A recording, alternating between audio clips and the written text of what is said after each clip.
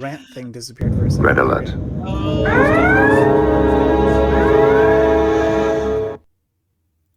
Yeah, I know. Reddit Technical glitches because I'm like, what just happened?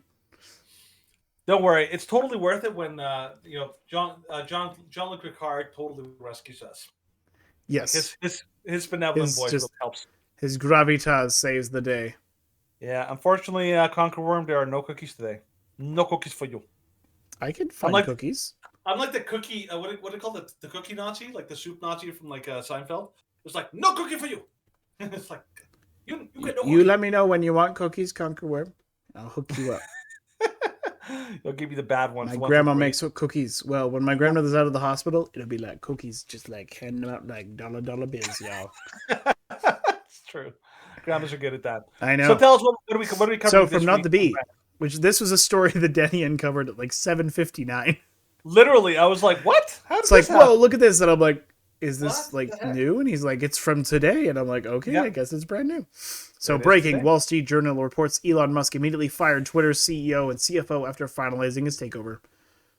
Oh, it's done. The mad lad has really done it.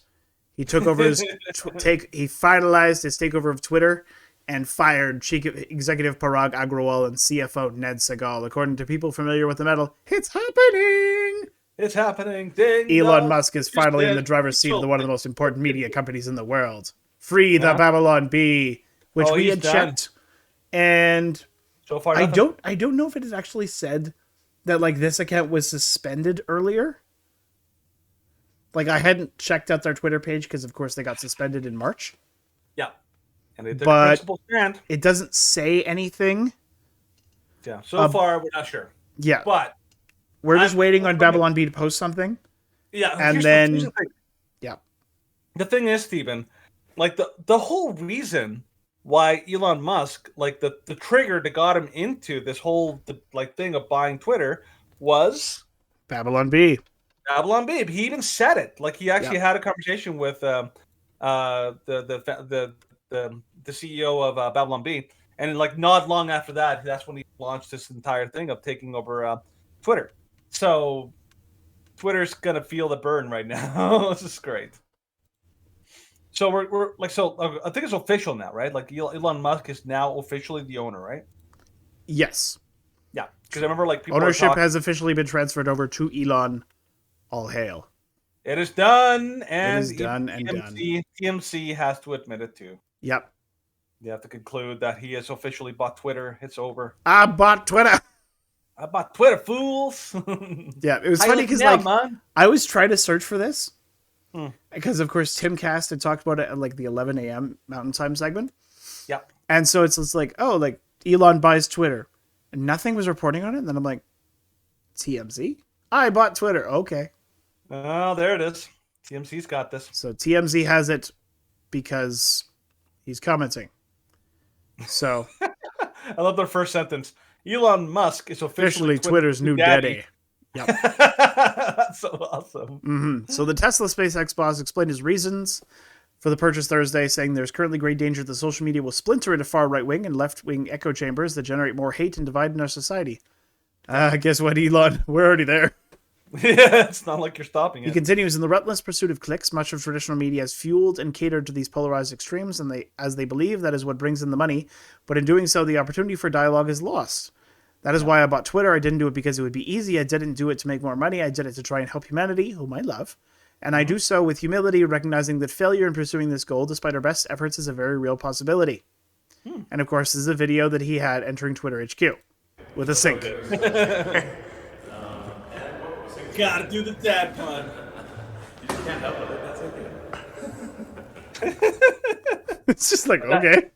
Let that sink in. You know? Let that sink in. I have Twitter now. I'm thinking everyone on Twitter has a little bit of a sinking feeling, you know? Yeah, especially to their like 401ks. That's right. They're you know, like I think he's going to like, you know, get rid of every kitchen sink. Yeah. Yeah. Like the puns. That's initially what I thought was that he was like bringing everything in the kitchen sink, and then it's like, oh, he's trying to say let that sink in. No, see, he could have gone for the better puns. But yeah, he could have gone for the better pun, but he went for that one, and we'll accept him for it, even though, of course, puns are the lowest form of humor and should be criticized at every step. opportunity. Never. No, puns are like, especially good puns are good. Yeah, I dad love a good jokes are awful. dad jokes. Dad jokes are the best, man. They're the Yeah, best. no, my Especially the wife is clever just like, I love dad jokes, and I'm like, no, ones. find better humor, elevate ourselves, I like elevate no, ourselves no. above these Twitter What okay? employees. What I hear you want to hear the dad joke I heard like just yesterday was actually made me laugh quite a bit. It's like the Make guy our was saying listeners suffer. like Yes. my wife told me that I was like I told my therapist told my wife that she should embrace her mistakes. So she came over and hugged me. I love that one. I was like, that was good. That was good. All right, It was let's keep so going. obvious where it was going. So obvious where it was Exactly. going. Right. Oh, apparently, Right. Conqueror, you're defying me and you say you want to hear a dad joke? Come on, man. Oh, dad jokes are the best, man. I'll tell you a real joke. Okay, well, tell us a real joke then. What you I'll got? tell you, okay. It's a bit long form. It'll take about a minute, but the payoff is worth it. Long jokes. Those are the Oh, worst. no. I don't have that kind of like time, man. I don't have that kind of time. Be a man Ain't nobody got time for that. and take a good joke. Okay, I'll So be the baseline. So little Timmy is failing in school. So his dad says, "Okay, we're going to change things up. We're going to send you to a Catholic school." The next report card comes around, and little Timmy has straight A's, especially in math, a subject that he was suffering in. And his dad's like, that's interesting. So what changed, Timmy? Was it the nuns? The workbooks? Like added scriptural balance? And he's like, no, Dad. When I saw a guy nailed to a plus sign, I knew this place meant business.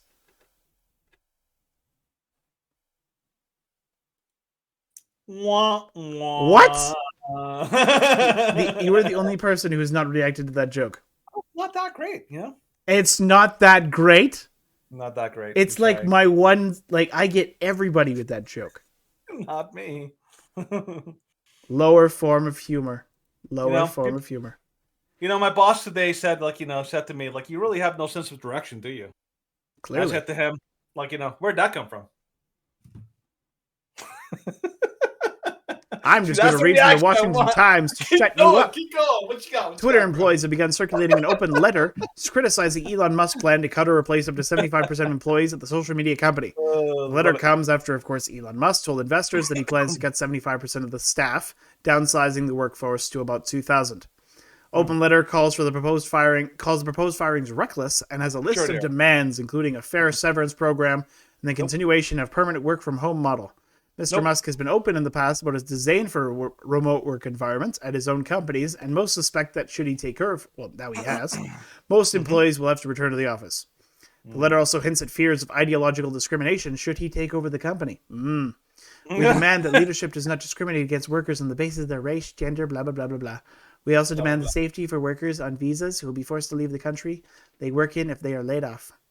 Oh no! Yeah, sad. just terrible. Well, maybe they should have done a better job. Yeah, maybe they should have done a better job and not post videos on TikTok about how lavish and entitled they are, like this person. Welcome to a day in my life as a Twitter employee. So this past week went to SF for the first time at a Twitter office, badged in. Honestly, took a moment to just soak everything in. What a blessing. Also started my morning off with an iced matcha from the perch. Then I had a meeting, so quickly scheduled one of these little pod rooms, which were so cool. They're literally noise canceling. Took my meeting, got ready for lunch. Look how delicious this food looks. Oh my goodness, I was so overwhelmed. Then made my way down to this log cabin area. I don't know what this is, but it was really cool. Played some foosball with my friends to kind of unwind a bit.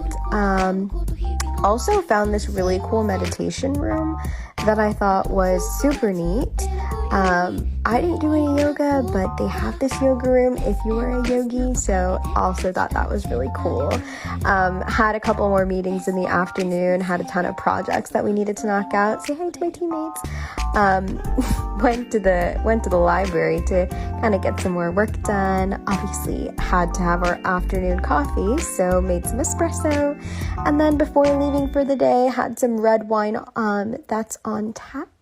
Went up to the rooftop and just honestly enjoyed the beautiful weather. So awesome trip. My You ever heard goodness. of a more slack I know. off It's just work like, environment ever? it's just like, yeah, like I had a meeting and then that's all I did in the morning. And it's like, what? That's By all you noon, by did? noon, By noon because you had one meeting? she had one meeting by noon, and that was like 15 minutes, Yeah. and that was all she did. That's all she did for work. Yeah. And then after Bring that, in Amar. Bring in Amar. Mar has to take over that I place. know. The, He's the got thing like is, shape them up. Bring them back. well, the thing is, like, when it comes to Twitter employees, like, it's hard for anybody, like, in the general populace to have any sympathy for them. These are people who are getting paid ridiculous amounts of money, like insane amounts of money, for either working from home, or if they're in the actual office, doing virtually no serious work. Like, like there are jobs, like serious jobs. Like if you're a doctor, you're working nonstop from the second you arrive at the hospital to finish your shift to the second you leave. You're working nonstop. You do not have, like, even breaks are a luxury. If you're an accountant and during tax season, if you are, I don't know, if a sports star, you're constantly working, working, working to try to do this. These people are like the most entitled people I've ever seen. It is insane how entitled they are and how little work they do. Like, it's the fact that she can basically, like, has time to take videos about, like, all of her leisure time, from playing foosball to doing, to be able to do yoga or just hanging out with her friends. I'm like, ugh, like, it doesn't make you look good. It doesn't make people think, oh, you poor things, you're getting fired. Like, no, you're a bunch of spoiled brats who basically feel entitled, and nobody feels sorry for you. I'm sorry, they just don't. I don't think anybody feels sorry for these people. And do you have their letter, like the letter that they wrote as a response to the firing? Um,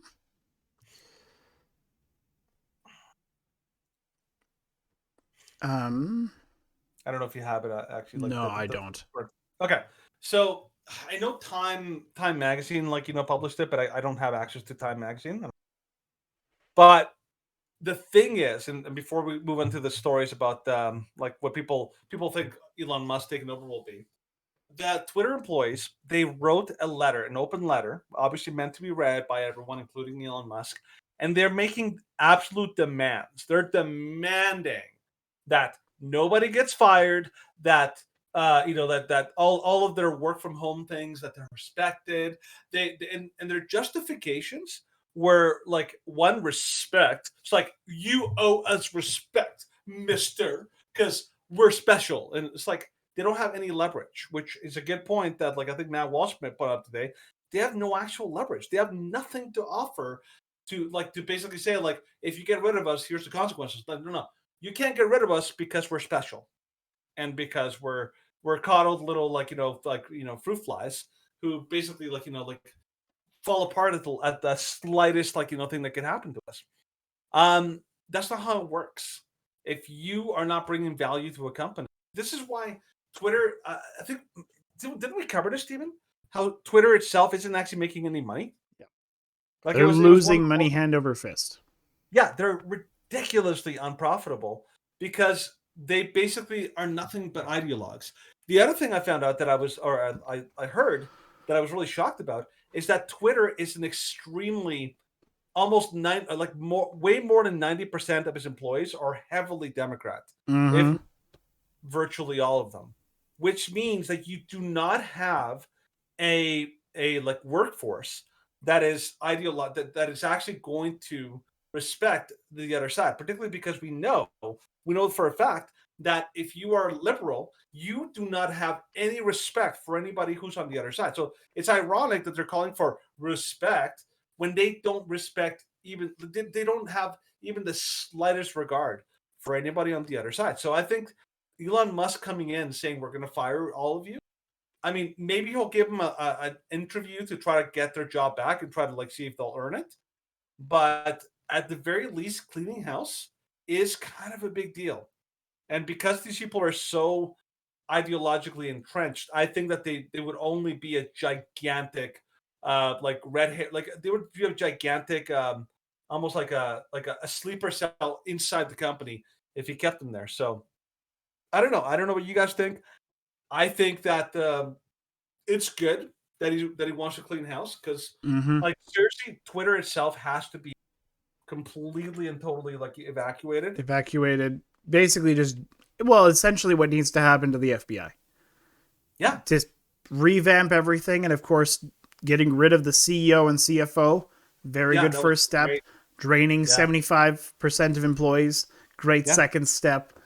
Yeah. Looks like Twitter will not only become the public forum it was meant to be, and it hasn't been for years, but it'll also be probably with the new implementations that he's bringing in. It won't just be the public platform for free speech. It will be profitable again because Yeah. there'll be a subscription base. And guess what? We're gonna subscribe Mhm. because I think he was only saying it was gonna be $5 a month. Yeah, That's not I'll bad. join That's Twitter not bad at Blue. all. Sure. Well- All hail Elon.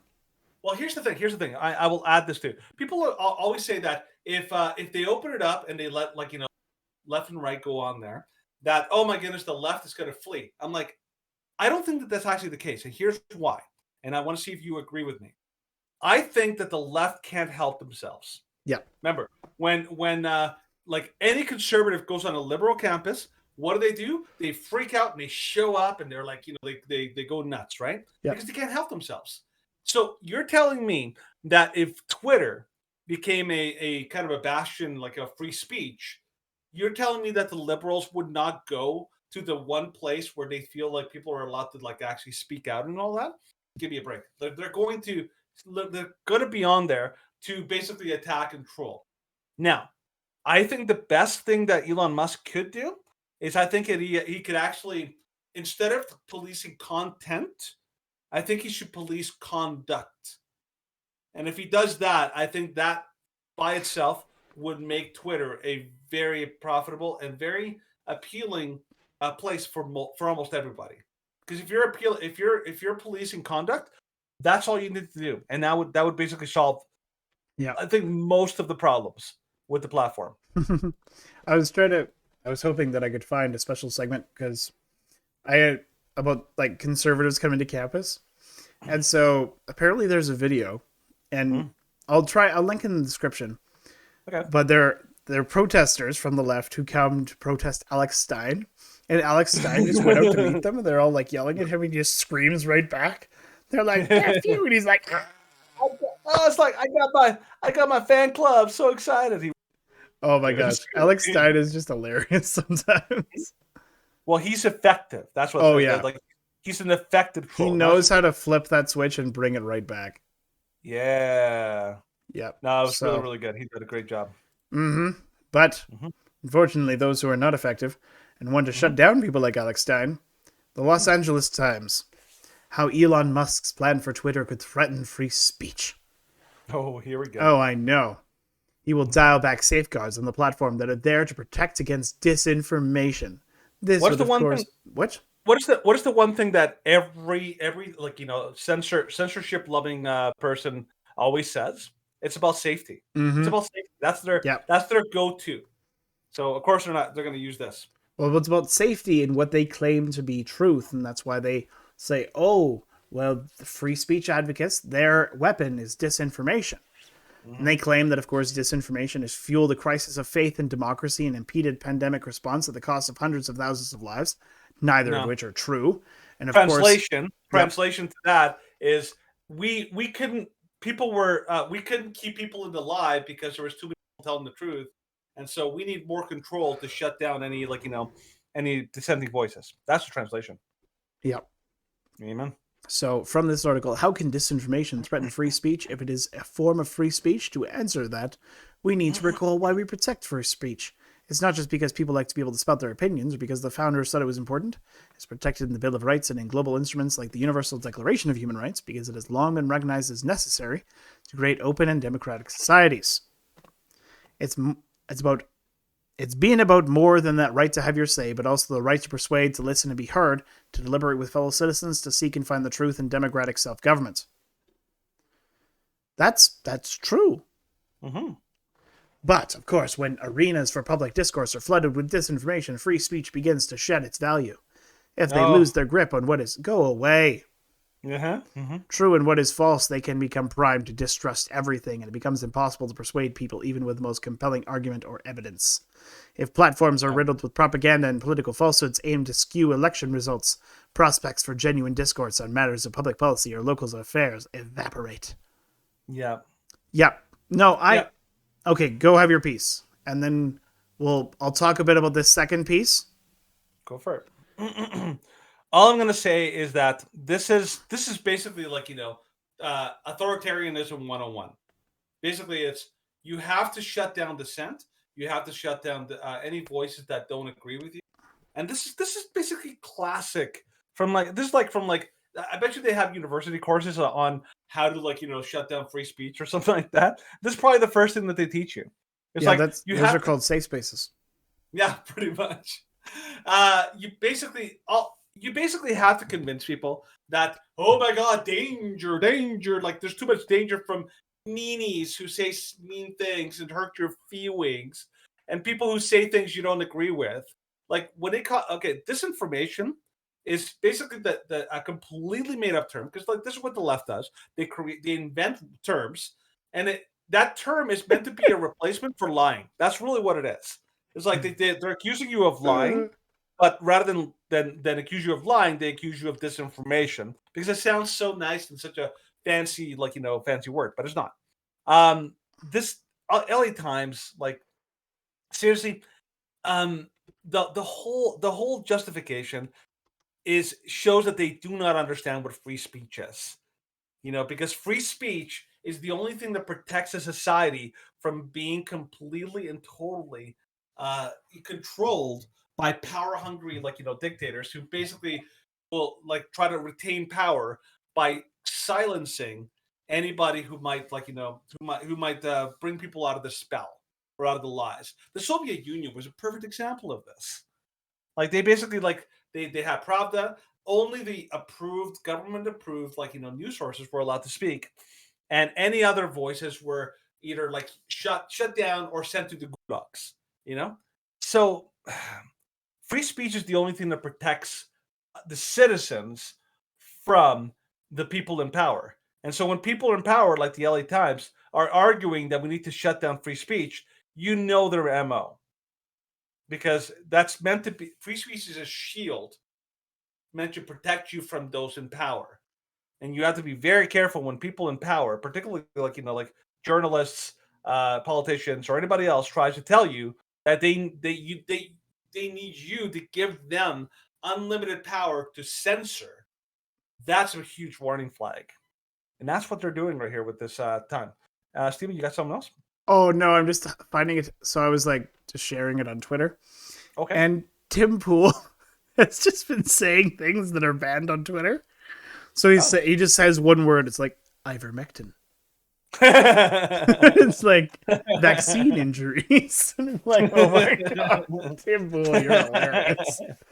Because I was like, I see the first one. I'm like, I think I know what you're doing. And then I'm like, oh, okay. Okay. This is what Tim Pool does. That's what Tim Pool does. I'm going to copy just for kicks. And let's go through what Tim Pool is saying, because it's funny. Tim Pool, you're great. We modeled our channel basically off you. Not Elon. Timcast. Let's see. What are you saying, Tim Pool? Ivermectin. I remember Tim Pool actually said that learn to code. Groomer. Can I say naughty words now?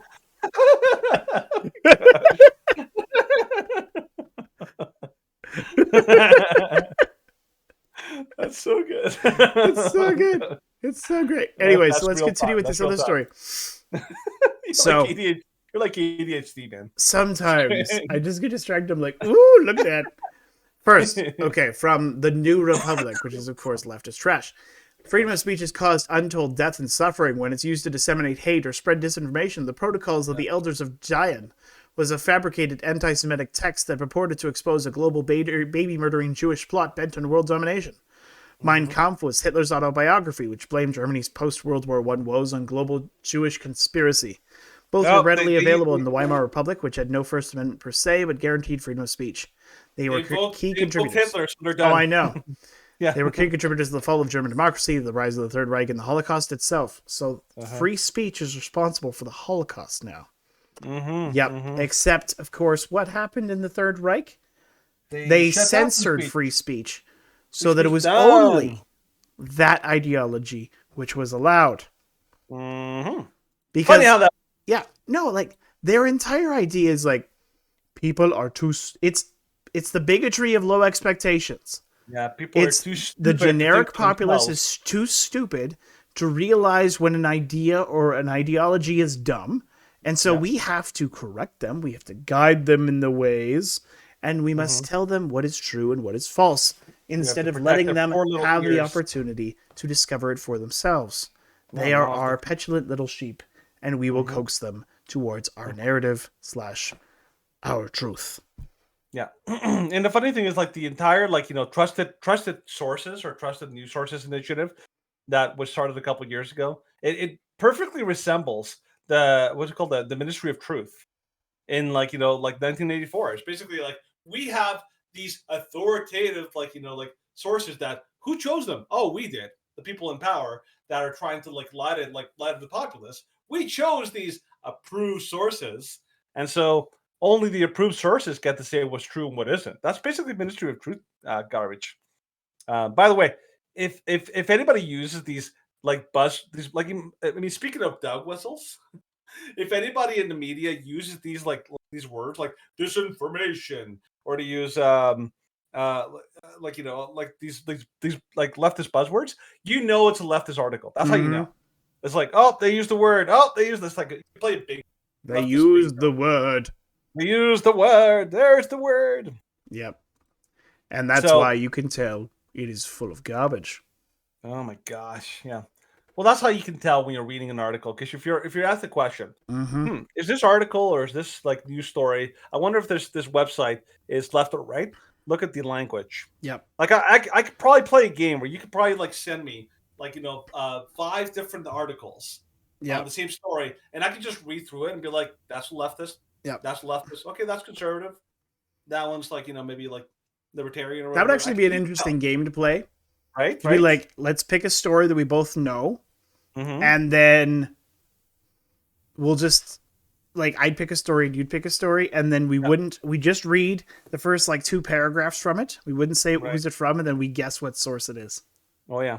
That'd be an interesting game to play. It would be an interesting game, guess the bias. Guess the bias, exactly. Yeah. Oh, I've been having these sorts of conversations on Twitter all the time, because they're just like, Rebel News and Western Standard are full of biases, and I'm like, what's that so called? Are CTV and Global.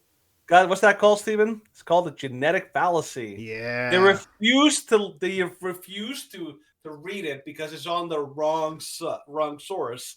But the funny thing is, they don't understand. And people who listen to us or listen to conservative sources, that is just an excuse, and that no left-wing source is going to actually tell you the truth. So they're basically stuck in a completely in a complete trap that they can't get out of, because they will only trust a website that's biased like them, and websites that are biased like them will never tell them the truth. So they can't get out. They just can't. They're stuck there. Yeah. So have a little compassion for our lunatic left friends. The lunatic left. Those who want to #bring back masks. That's right. Which is trending on Twitter.